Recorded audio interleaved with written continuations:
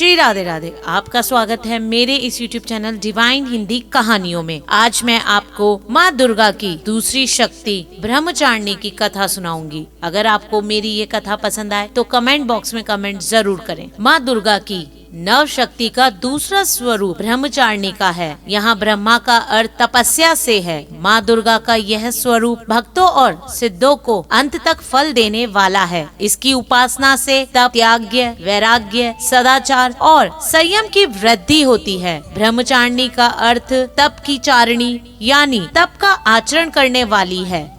देवी का यह स्वरूप ज्योतिर्मय और अत्यंत भव्य है। इस देवी के दाएं हाथ में जप की माला है और बाएं हाथ में कमंडल धारण किए हुए है। पूर्व जन्म में इस देवी ने हिमालय के घर में पुत्री के रूप में जन्म लिया था और नारद जी के उपदेश से भगवान शंकर जी की पत्नी के रूप में प्राप्त करने के लिए घोर तपस्या की थी। इस कठिन तपस्या के कारण इन्हें तपशारिणी अर्थात ब्रह्मचारिणी के नाम से अभिहित किया गया है। 1000 वर्ष तक इन्होंने केवल फल फूल खाकर बिताए और 100 वर्षों तक केवल जमीन पर रहकर शाक पर निर्वाह किया। कुछ दिनों तक कठिन उपवास रखने और खुले आकाश के नीचे वर्षा और धूप के घोर कष्ट सहे। 3000 वर्षों तक टूटे हुए बिल पत्र खाए और भगवान शंकर की आराधना करती रही। इसके बाद तो उन्होंने सूखे बिल पत्र खाना भी छोड़ दिए। कई हजार वर्षों तक निर्जल और निराहार रहकर तपस्या करती रही। पत्तों को खाना छोड़ देने के कारण ही इनका नाम अपर्णा का नाम पड़ गया। कठिन तपस्या के कारण देवी का शरीर एकदम क्षीण हो गया। देवता,